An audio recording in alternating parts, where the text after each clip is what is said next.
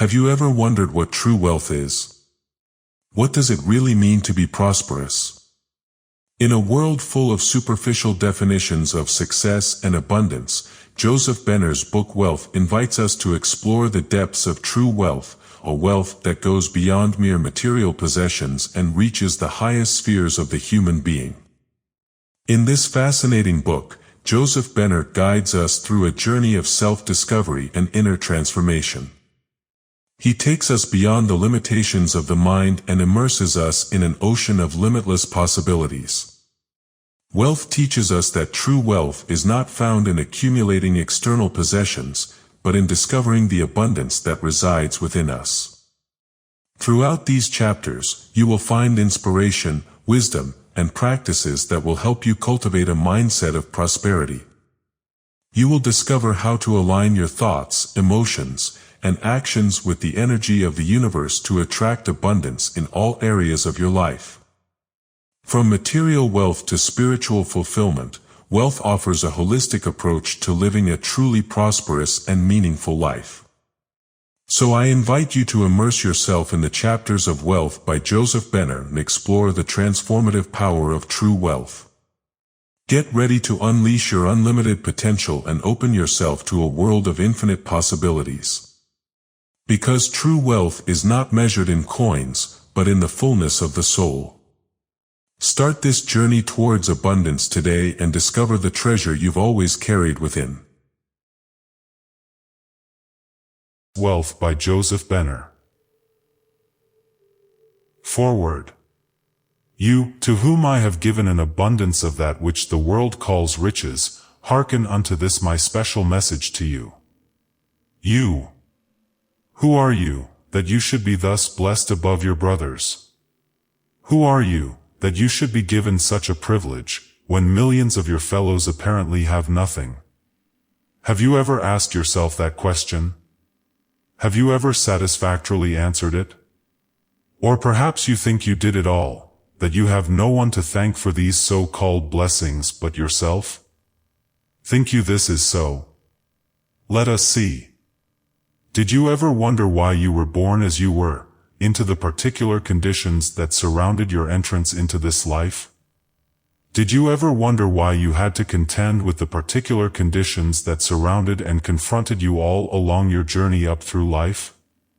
Did you ever wonder why you came equipped with the certain tendencies, qualities, and powers of mind and soul you had while your brothers and sisters and even your parents were so entirely different or came much less fortunately equipped? Have you arrived at any satisfactory conclusion? No? Then listen. I am responsible for all this. I did it all. I chose those conditions for you to be born into. I created every condition you met in life, and forced you through them, and through every experience of whatsoever nature. It was I who brought you to where you are today. You, of yourself, did nothing. That personality you call yourself is merely an automation which I moved to suit my purpose. Who am I? Chapter 1. I, who speak with so much assurance and authority. Be still and know. I am you, your true self, that higher, purer, supernal part of you that arouses itself as you read, which sits back and listens and judges, and points out the truth of these words to your consciousness, and which from the beginning has guided and taught you all the truth you know today.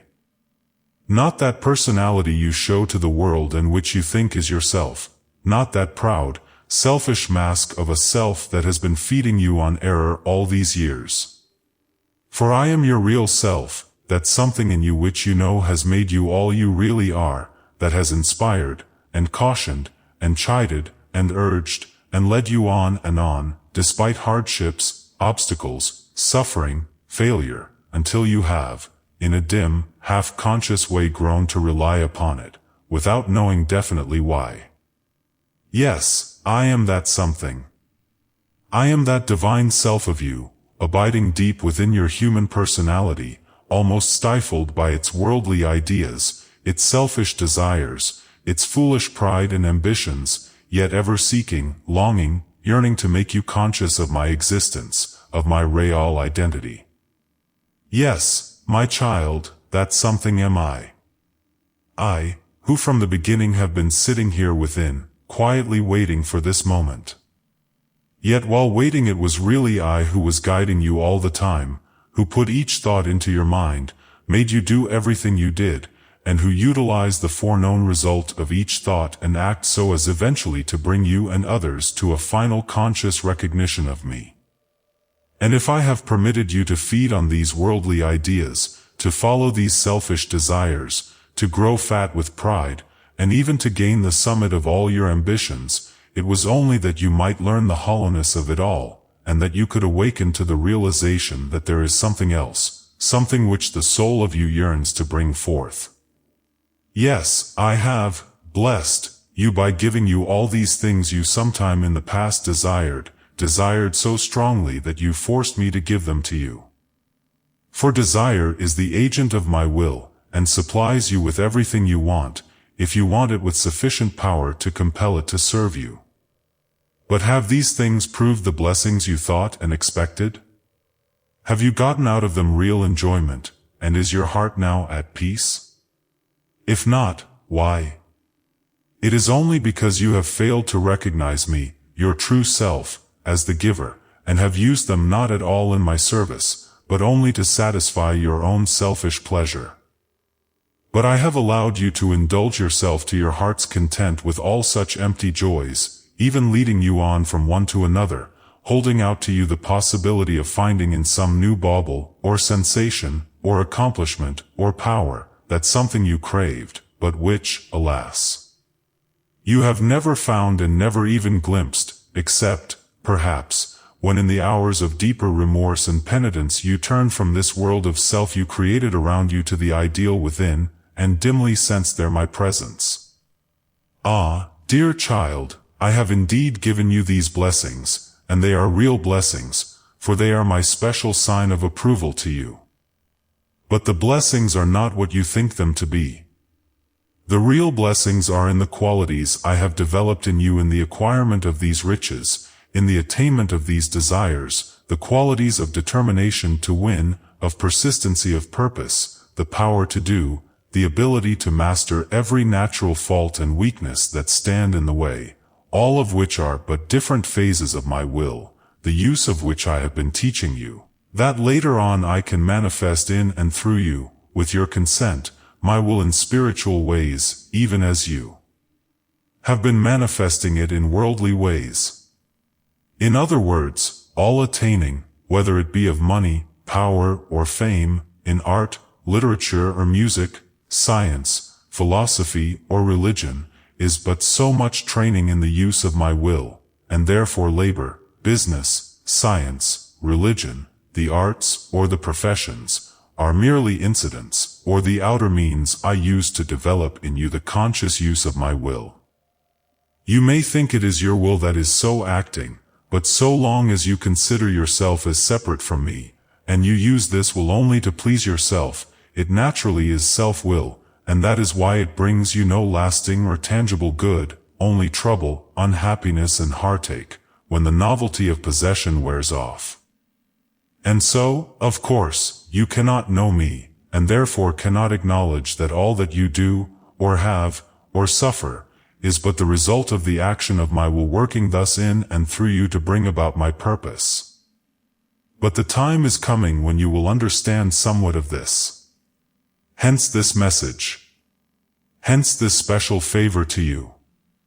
You may ask, why I, God, the Omnipotent One, the All-Good, the All-Wise, made such an unequal distribution of my blessings, of my substance, of my intelligence, of the use of my will, giving to the few the vast surplus and to the many such a pitiful lack. You may well ask, for that is the problem I have given you, and all, to solve. But as I have enabled you partly to solve this problem, even though you do not know it, I will now disclose to you some of its apparent mysteries. Chapter 2. Know, my child, that I give no thing to anyone unless that thing has been earned by him. By earned, I mean, grown ready for it, through desiring it so strongly that he finally draws from me, his all-powerful, perfect self within, sufficient life force and vital energy to compel conditions and circumstances to yield up, and other intelligences to supply the necessary means and substance to provide form or actuality for that thing. So it is that sometime in the past, either in this life or in a previous existence, you had arrived at the point where I could inspire in you the idea of possessing wealth. I could do this, for you had grown in soul stature and strength so that it had come time to awaken and develop in you certain of your soul qualities and faculties which I needed for use in my service. So I implanted in your mind the idea of possessing wealth or riches. This idea, following the usual course of nature, in the process of time, put forth its rootlets within the soil of world conditions. These rootlets of determination, persistence, daring, doing, saving, seeing only success ahead, undiscouraged by obstacles, never recognizing failure, pushed their way unerringly to the most fertile soil through and past all obstacles, deep into the earth nature. Likewise, and at the same time a little shoot from the idea pushed its way up towards the light, and gradually began to show itself above the surface of your mental and material life. This shoot, which was the stock of the idea of wealth, grew fast, when once firmly rooted, and it soon became a sturdy, wide-spreading tree.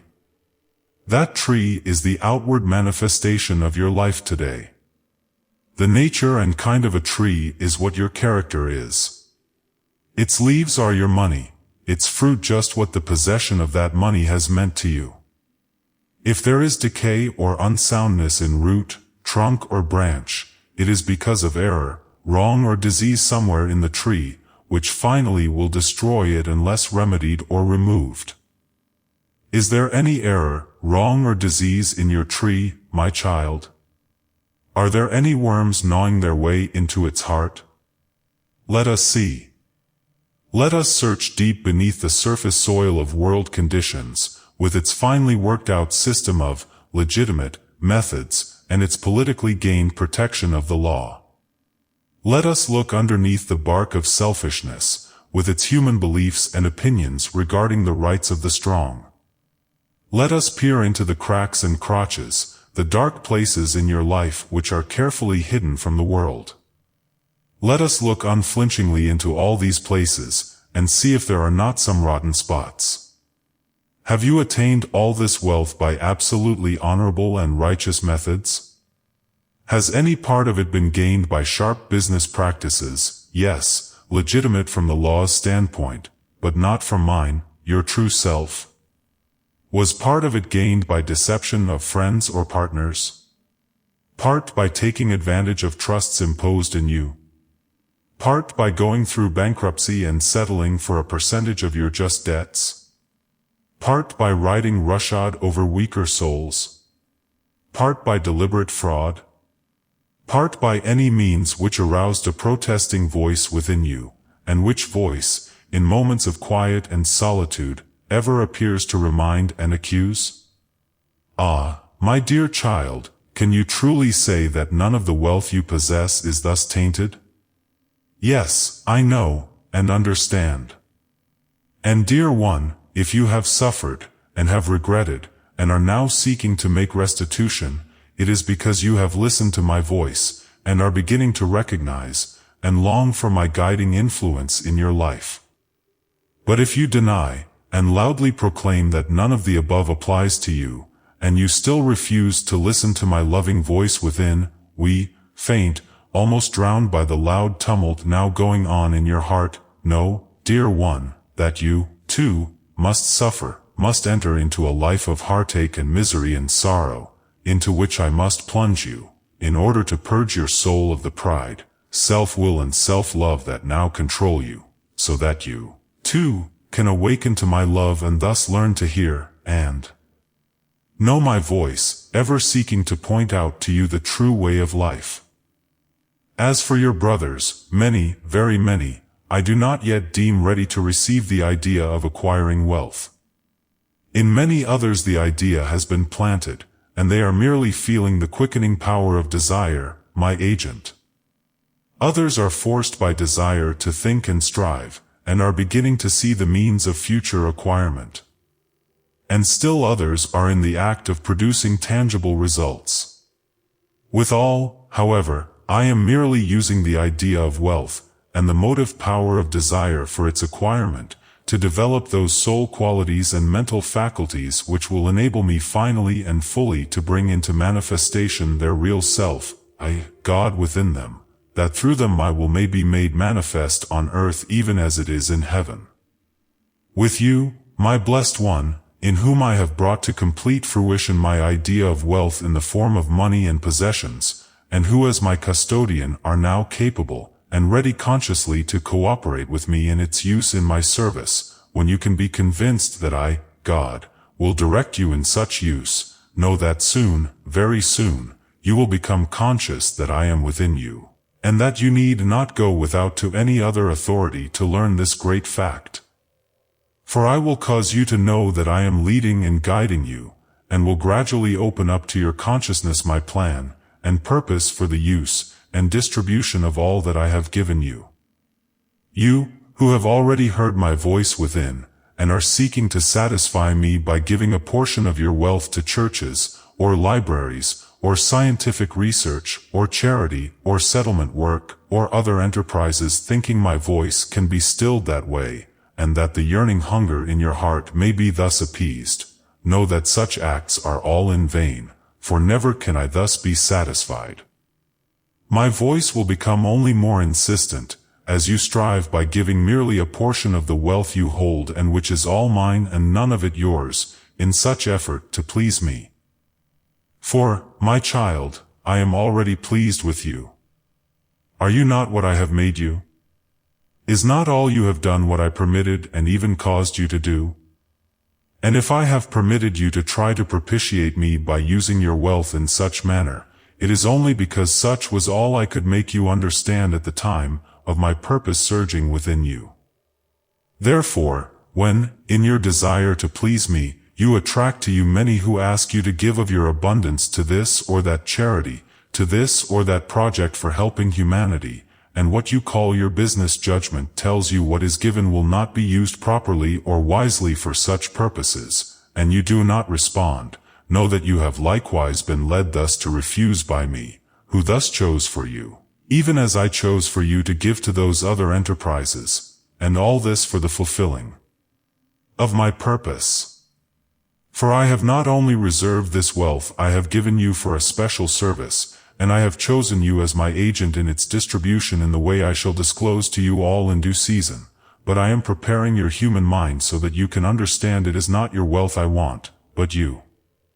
I want you to know that you and I are one, that I, your real self, must now rule, that self-will and self-pleasure must die, and my will and my pleasure must live, and be first, and all with you from now henceforth.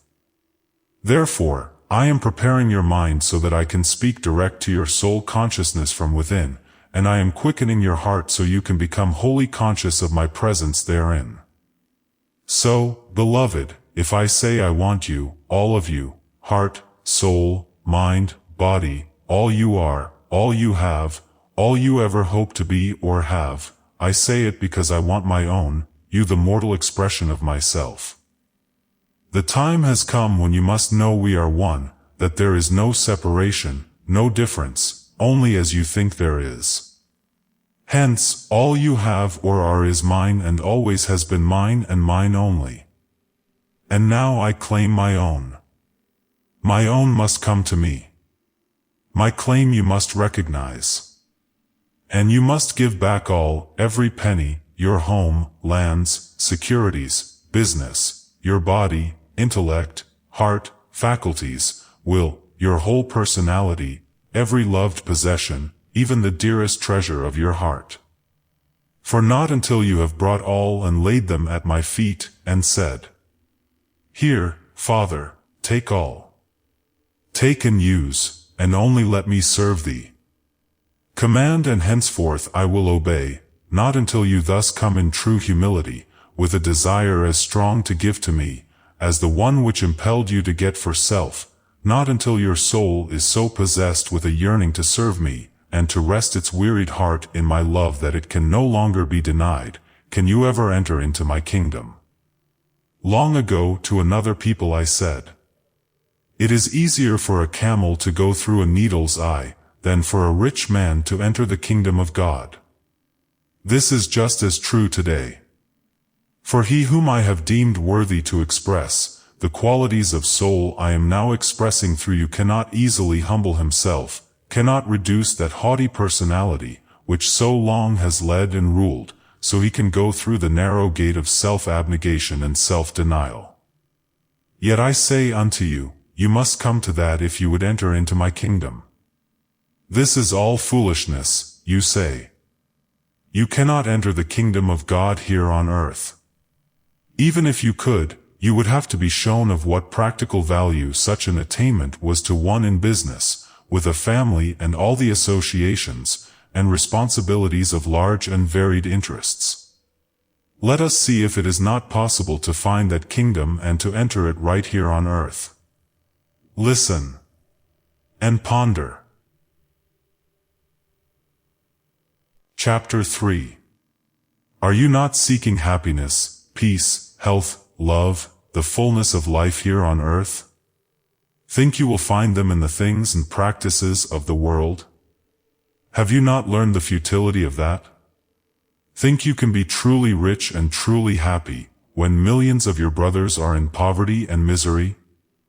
No, my child, not until you have risen above all the illusions of this world of yours, have had your sight cleared by misery and suffering, have felt the poverty of love, have hungered for the true bread of life, and have finally gotten a taste of it through forgetting self and serving your brothers, with my righteousness as the guiding influence of your life, can you ever find true happiness, find that peace, that harmony, that love your soul craves? But when you have found that, then you have indeed entered into my kingdom. I am come to you now to help you find that kingdom, to make you aware of my presence. That something deep down in your heart that yearns for the highest, for perfect expression, that craves for the true riches of life, which now you know all the money in the world cannot supply.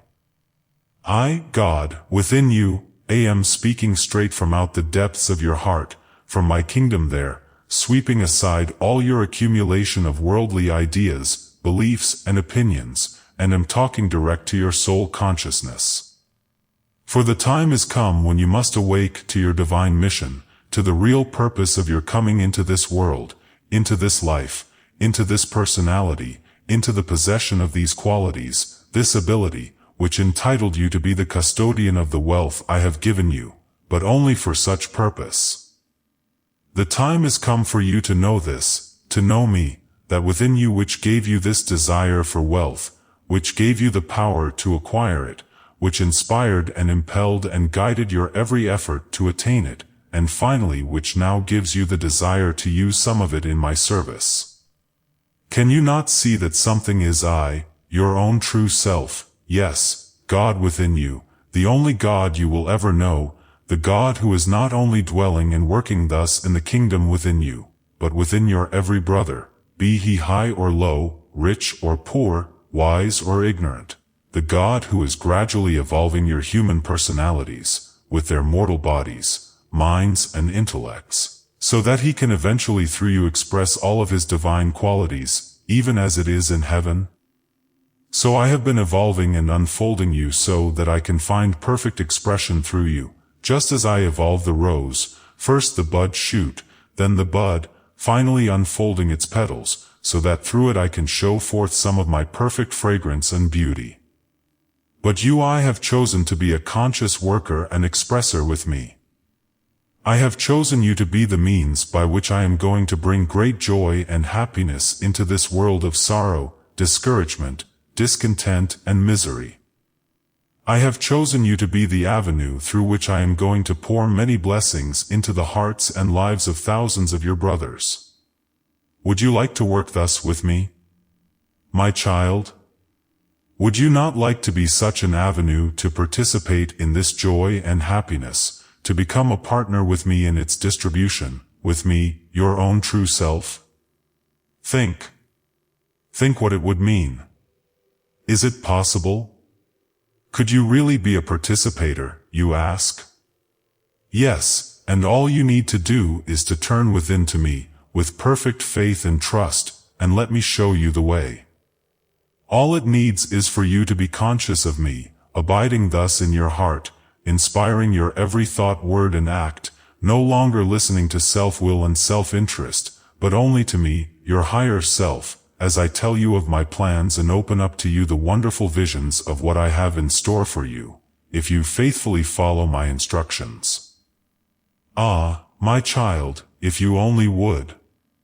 If you only could know the glory that awaits compliance with this longing surging in your heart. Then indeed would you be in heaven, right here on earth. And such joy and peace and rest would be yours, that your very soul, even now at the thought of it, almost bursts its bounds in its yearning that it may be. Then would life be a continual song of gladness, for the sun of my love would shine continuously from out your heart, lighting and blessing you all along the way. Then would we joyfully start out each day to our business or task, be it whatever it may, you letting me do the leading, and you waiting upon my every word, resting and trusting absolutely in my wisdom and judgment, knowing that the thing we do will always be just the right thing, and that all that we do will bring success, no matter what we undertake. How would you like to form such a partnership, my child? Would that not be better than spending most of your time worrying about business or investments, or what to do with surplus, income, or profits, in order to get the most returns for them, fearing continually, when approached by friends or acquaintances, that they are trying to interest you in some favorite scheme, or in some unwise speculation, or some craftily conceived plan to relieve you of some of your money?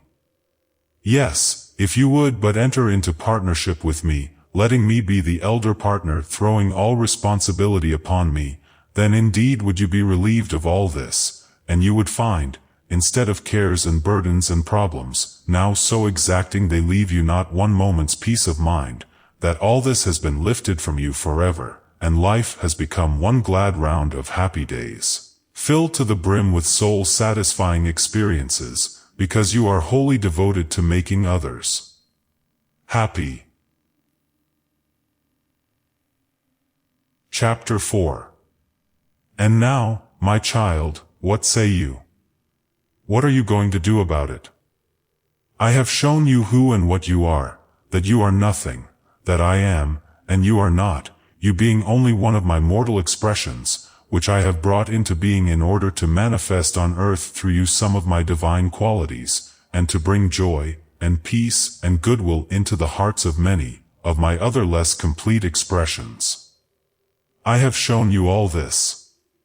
And you may not believe it. But that makes no difference. You can believe or not, as you choose.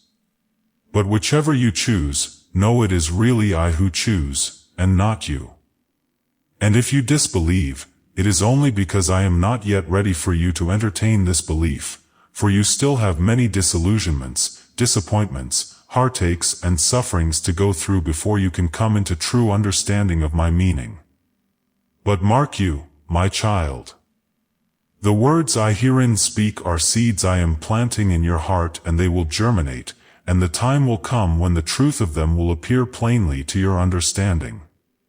Then you will know I am in you, that I am you, that I, your true self, must and will rule, and that all I have said herein shall blossom forth in actual manifestation in your life. You who understand and whose heart urges you to enter into full partnership with me, you, beloved, I here promise, shall soon partake of the heavenly joy that awaits. In the meantime, your work lies before you. You must be still, and learn to know I am God, within you. You must study and meditate on this and my other revelations. You must realize that I, God, am all that there is, that I gave you all, and that I can take away all. You must accustom yourself to this truth, and must make ready to give back all to me for use in my service. But, dear child, in giving all to me, fear not. God, I am no outside person, I am only your real self, your own true, wonderful perfect self. I ask you to give to no one but me, your true self, and then only that I may direct and guide you in its use. Instead of holding for self, you now will hold for me.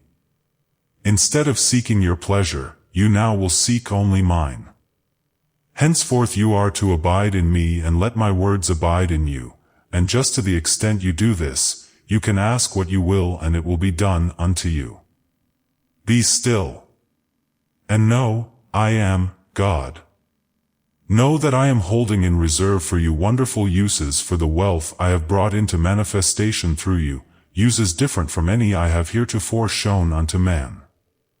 I have long been preparing you so that you can cooperate with me in such use. How would you like to see humankind, your brothers, many of them, thousands of them, hundreds of thousands, quickened as you have been quickened with the realization of my presence within? How would you like to see them awakened to the consciousness of the possession of qualities and powers similar to those you possess, and which, with me to guide and direct their use, will lift them and you to such heights your human minds now cannot conceive? How would you like to see the down and outs, the failures, the discouraged, the discontented, the weak, the sick, all awakened to their divine heritage, to the knowledge that all that I, the Father, have is theirs, and that each and all can be shown how to attain it, all that want to know, and ask to be shown? How would you like to live in a community, in a world, where all were alike expressing my highest qualities and powers, where each was seeking so to eliminate his personality, with all its limited selfish ideas, beliefs and opinions, that my perfect life can express? Would that not be a beautiful world? Would that not be the real heaven? Dear child, that is what is coming into manifestation. It is coming despite all appearances to the contrary. The realization of this heaven has already come to many. It is coming soon to many more, and later to all, as my quickening power is brought to them, even as it has now been brought to you, and which first must come from without before it can manifest within. If you would like to hasten its coming, dear child, I hereby give you that privilege. If you would like to help make it possible that thousands and thousands of your brothers can come into the great awakening, can come into possession of my divine qualities and powers, then beloved, turn within to me, and seek earnestly to know my purpose, pray unceasingly, until I disclose it all, my blessed one. Ask and ye shall receive. Seek and ye shall find. Knock and it shall be opened unto you. The end.